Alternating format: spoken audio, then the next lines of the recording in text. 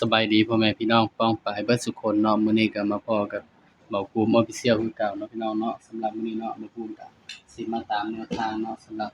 หวยลาวเอ็กต้าให้พี่น้องเนาะลาวเอ็กต้าของงวดวันที่12เนาะพี่น้องเนาะสำหรับลาวเอ็กต้าเนาะมาเบิ่งกันเนาะพี่น้อง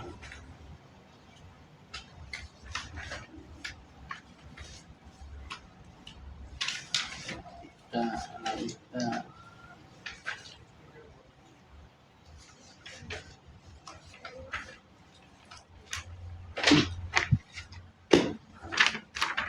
นี่เนาะพี่น้องสำหรับลาวเอ็กต้ามื้อนี้เนาะมาภูมิให้เด่น6กับ8เนาะพี่น้องเนาะ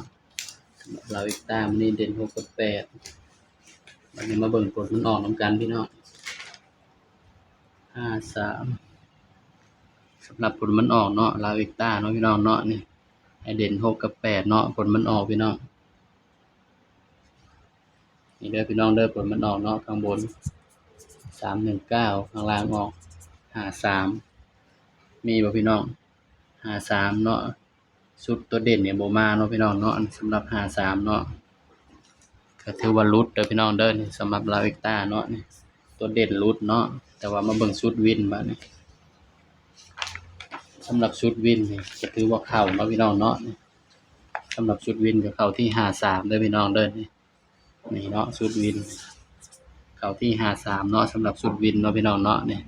สำหรับลาวเอ็กต้าเนาะก็ถือว่าปังเนาะพี่น้องเนาะเข้าที่ชุดวินเนาะพี่น้องนี่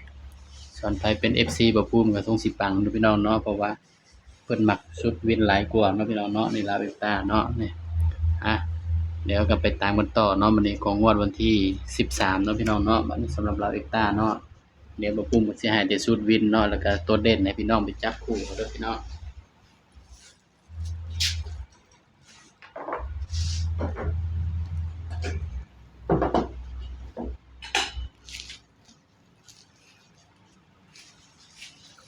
ไปกันต่อเนาะพี่น้องเนาะสำหรับลาวเอ็กต้าเนาะ งวดวันที่13บัดนี้เนาะพี่น้องเนาะเดี๋ยวบ่ภูมิสิให้แต่ชุดวินเด้อพี่น้องเด้อแต่ว่าชุดตัวเด่นก็ให้ FC ไปจับเอาเนาะพี่น้องบ่ภูมิสิปล่อยให้เป็นชุดวินชุดเดียวเนาะลาวเอ็กต้างวดวันที่13เดือน3เดือนมีนาคมเนาะพี่น้องเนาะนี่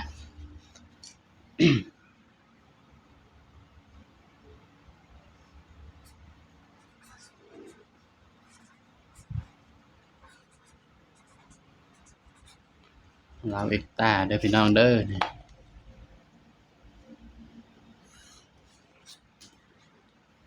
สำหรับตัวเด่นเนาะบ่ภูมิให้ FC ไปจับเอาเด้อพี่น้องเด้อบ่ภูมิสิจับให้แต่ชุดวินเนาะ319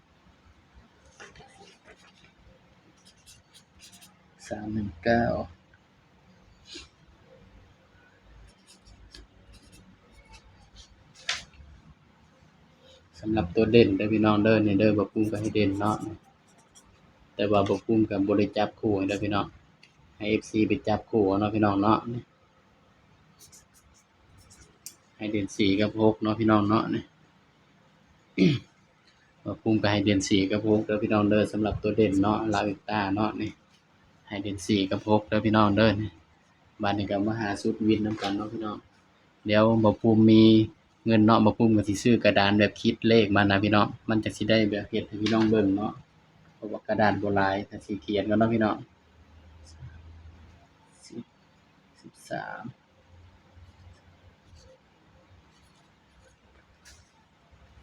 13สำหรับชุดวินเด้อพี่น้องเด้อชุดวินเนาะบ่ภูมิสิลองปล่อยชุดวินให้เบิ่งเนาะพี่น้องเนาะถ้ามาจัดบ่ภูมิก็สิจัดให้อยู่6คู่เนาะถ้าชุดนี้ก็พี่น้องสำหรับชุดตัวเด่นนี่เนาะชุดวินเด้อพี่น้องเด้อ7012นี่คือชุดวินเนาะพี่น้องเนาะนี่สำหรับลาวเอ็กต้ามื้ออื่นเนาะพี่น้องเนาะ0 4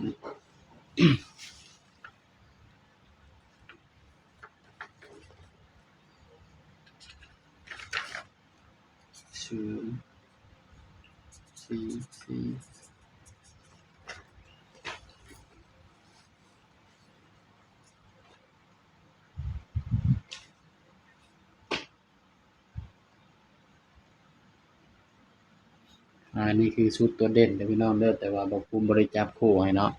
บ่ภูมิสิลองปล่อยเป็นชุดเล็กวินลงเบิ่งเนาะพี่น้องเนาะนี่ถ้าพี่น้องสิไปจับก็ไปจับได้เด้อพี่น้องเด้อ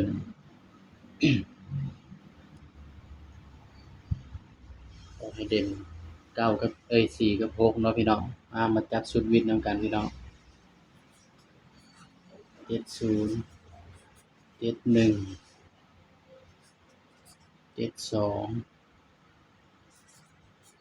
01 12 02นี่เด้อพี่น้องนี่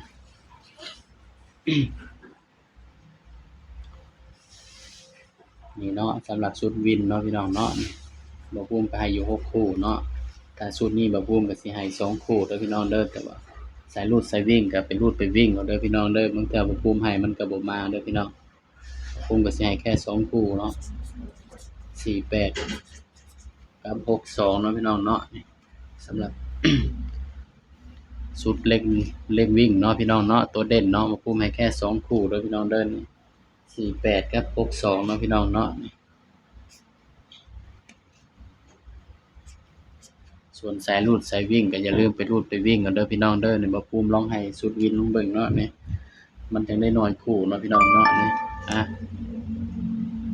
นี่ก็เป็นเพียงแนวทางเนาะพี่น้องเนาะสำหรับหวยลาวเอ็กซ์ต้างวดวันที่13เด้อพี่น้องเด้อตัวเลขก็มีเข้ามีรุดเนาะพี่น้องเนาะบ่ภูมิก็ให้เพื่อเป็นแนวทางเนาะพี่น้องเนาะนี่